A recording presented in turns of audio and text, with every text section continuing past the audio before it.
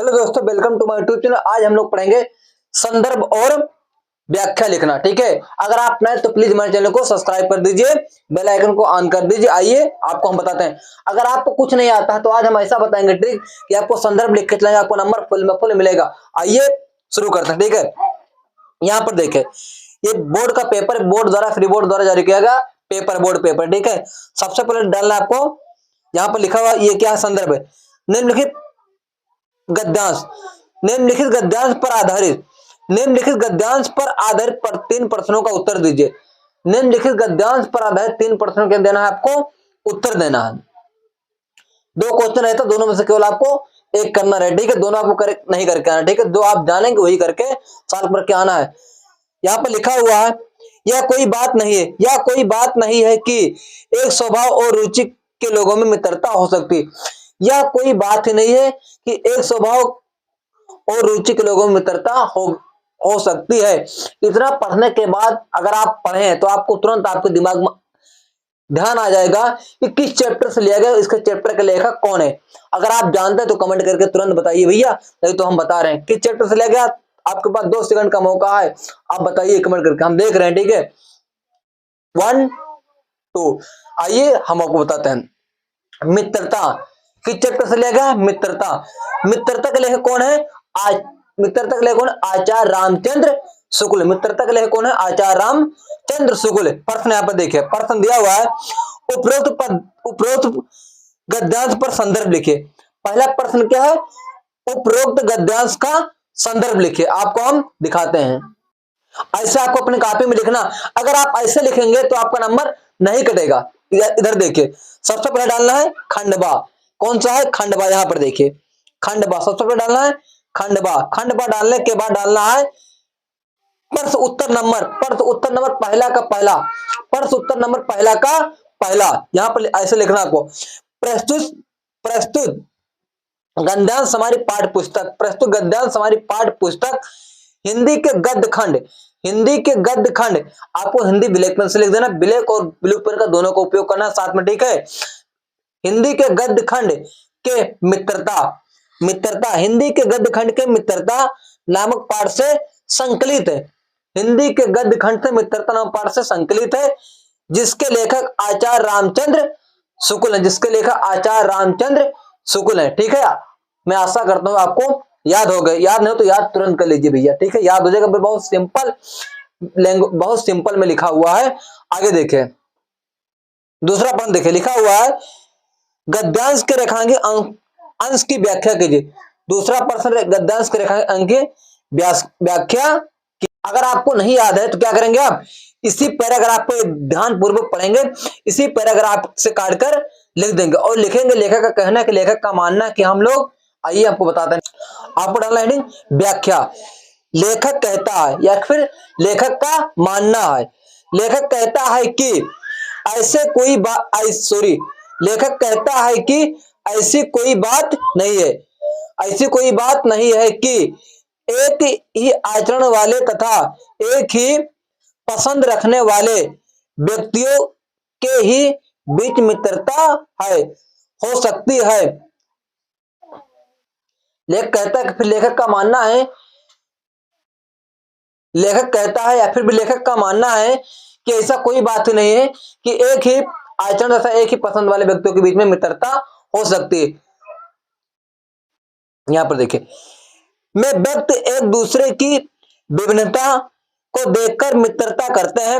व्यक्ति एक दूसरे की क्या, विभिन्नता को देखकर मित्रता करते हैं, अर्थात एक दूसरे की भिन्न आचरण और रुचि देखकर मित्रता करते हैं, ताकि वह लोग चाहते हैं कि जो उनमें गुण ना हो उसे कोई ऐसा मित्र मिले जिसमें वह गुण हो तथा उसे सीख सके। अगर आपको नहीं याद है तो आइए आपको बताते हैं कैसे लिखना। सबसे पहले डालना लेखक कहना कि लेखक का मानना है कि ठीक है, जो गुण हम में नहीं है, जो गुण हम में नहीं है वो गुण हम चाहते हैं कि कोई ऐसा मित्र मिले जिसमें वह गुण हो। यहां से आपको लिख लेना है, यहां से ये, यहां जो गुण हम में नहीं है, जो गुण हम में नहीं है, हम चाहते हैं कि कोई ऐसा मित्र मिले जिसमें वह गुण हो। यहां से लिख लेना है। ठीक है। इसी तरह काट पीट कर 2-3 पॉइंट लिख लेना और 1-2 पॉइंट अपने मन से लिख देना। ठीक है, आप इतना पढ़ने के बाद आपको तुरंत समझ में आ जाएगा भैया कि कैसे लिखना है। आइए आगे हम देखते हैं, तीसरा प्रश्न देखते हैं। तीसरा प्रश्न दिया हुआ है, लेखक के अनुसार, किसके, लेखक के अनुसार समाज में विभिन्नता देखकर लोग एक दूसरे की ओर क्यों आकर्षित होते हैं। लेखक के अनुसार समाज में लोग एक दूसरे की ओर विभिन्नता देखकर क्यों आकर्षित होते हैं। आपको इसे लिखना है, लेखक के अनुसार, लेखक के कहने के अनुसार, लेखक के अनुसार समाज में विभिन्नता देखकर लोग एक दूसरे की ओर क्या होते हैं, इसलिए आकर्षित होते हैं कि क्योंकि वे लोग चाहते हैं कि जो गुण उनमें ना हो उसे कोई ऐसा मित्र मिले जिनमें वे सारे गुण हो। इससे उन लोगों का, उन गुणों का अभाव पूरा हो जाता है। अगर आपको याद है, आपको ऐसा बना के लिख पाते तो लिख दीजिए, तो आपको पेपर में बताते हैं कैसे लिखना है। यहाँ पे लिखिए, लेखक कहना है, लेखक का मानना है, ठीक है यार, लेखक का कहना है समाज में विभिन्नता देखकर लोग एक दूसरे की ओर आकर्षित होते हैं। ठीक है, यहां से लेकर आप यहां तक लिख दीजिए। अगर आप ये तैयार कर पाए तो तैयार कर लीजिए, क्योंकि बहुत इंपॉर्टेंट टॉपिक है बोर्ड की एग्जाम के लिए। आगे हम देखते हैं, यहां पर 6 नंबर का आता है। ठीक है, अगला क्वेश्चन हमारा क्या है, गद्यांश में 6 नंबर का था, पद्यांश में से 6 नंबर का प्रश्न आता है। यहां पर लिखा हुआ है, अंधे को सब कुछ दर्शाए, अंधे को सब कुछ दर्शाए, बहरे सुने, गूंगे पुन बोले। इतना पढ़ने के बाद आपको तुरंत याद आ जाना चाहिए कि चैप्टर से लिया गया। ठीक है, रंग चले सिर छत्र धराई, सूरदास स्वामी करुणा में, बार बार बंदो तुम्हें पाई। यहां पर भी 3 प्रश्न दिया हुआ है, दिया हुआ है, प्रस्तुत पद्यांश का संदर्भ लिखे, प्रस्तुत पद्यांश का संदर्भ लिखे। वहां हम लोग क्या देखे थे, प्रस्तुत गद्यांश का संदर्भ लिखना। रेखांकित अंश की व्याख्या कीजिए, उपरोक्त पंक्तियों में से कौन, उपरोक्त पंक्तियों में से कौन सा अलंकार, आइए आपको हम बताते हैं लिखकर। 2 दिया है, दोनों में से केवल आपको एक करना, ऊपर वाला हम सॉल्व करके दिखाते हैं आपको कैसे अपने कॉपी में लिखना है। ऐसे आपको अपने कॉपी में लिखना है, डालना है प्रश्न उत्तर नंबर सेकंड का पहला। ठीक है, लिखना है प्रस्तुत पद्यांश, प्रस्तुत पद्यांश हमारे पाठ पुस्तक, प्रस्तुत पद्यांश हमारे पाठ पुस्तक हिंदी के काव्य खंड के पदावली नामक पाठ से उद्गृहित है। इसके रचयिता, वहां पर आप लोग लिखते थे इसके लेखक, यहाँ पे क्या लिखेंगे, इसके रचयिता सूरदास जी हैं। इसके रचयिता कौन है, सूरदास जी हैं। दूसरा प्रश्न देखें, दूसरा प्रश्न क्या है, रेखांकित अंश की व्याख्या कीजिए। आपको व्याख्या में कैसे लिखना है, ऐसे लिखना आपको दिखा रहे हैं। ठीक है, डालना है व्याख्या, लिखना है सूरदास, सूरदास जी कहते हैं कि मैं श्री कृष्ण भगवान के चरण कमलों या की बार बार वंदना करता हूं तथा जो प्रभु की इन चरण कमलों की वंदना करता है उसके सारे कष्ट क्या हो जाते हैं, दूर हो जाते हैं।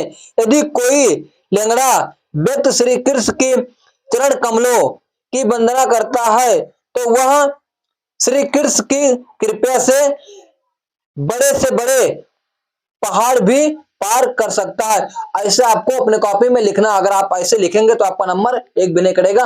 अगर आप नहीं जानते हैं तो पहला, अगर आप पढ़ने के बाद आपको दिमाग में समझ में आ रहा होगा, यहाँ पर लिखा हुआ अंधे को सब कुछ दर्शाई।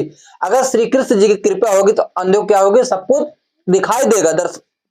बहरे सुने गूंगे पुन बोले। अगर भगवान श्री कृष्ण की कृपा होगी तो क्या होगा, बहरे को सुनने लगेगा और गूंगा पुन बोलने लगा। रंग चले सिर छत्र दर्शाई, रंग मतलब होता है भिखारी। अगर भगवान श्री कृष्ण से कृपा होगी तो रंग के ऊपर क्या हो जाएगा, उनके सिर पर मुकुट हो जाएगा, जिस तरह राजाओं का होता है, सब क्या होगा, राजा हो जाएगा। अगर ऐसे आप करना, भगवान श्री कृष्ण की कृपा होगी तो। ठीक है, अगला प्रश्न हमारा है, प्रस्तुत पंक्तियों में कौन कौन सा अलंकार है, प्रस्तुत पंक्तियों में कौन कौन सा अलंकार, ऐसा आपको लिखना है। प्रस्तुत पंक्तियों में अनुप्रास अलंकार है, प्रस्तुत पंक्तियों में कौन सा अलंकार है, अनुप्रास अलंकार है तथा रूपक अलंकार है। अनुप्रास और रूपक अलंकार दोनों है। इन पंक्तियों में रूपक अलंकार चरण कमल में और अनुप्रास अलंकार सूरदास स्वामी है। ऐसे अगर आप अपने कॉपी में लिखेंगे तो संदर्भ से व्याख्या से आपका नंबर नहीं कटेगा। व्याख्या में आप बढ़ा चढ़ा के लिख देंगे, आपको फिर भी आपको नंबर मिलेगा, पर आपका जो संदर्भ का हेडिंग डालेंगे वो सही होना चाहिए। लेखक का नाम किस चैप्टर से लिया गया वो आपका सही होना चाहिए। ठीक है, अगर ऐसे आप लिखेंगे तो आपका नंबर बहुत अच्छा नंबर आएगा। अगर आप नए हैं तो प्लीज हमारे चैनल को सब्सक्राइब कर दीजिए। फिर हम अगले वीडियो में मिलते हैं। धन्यवाद।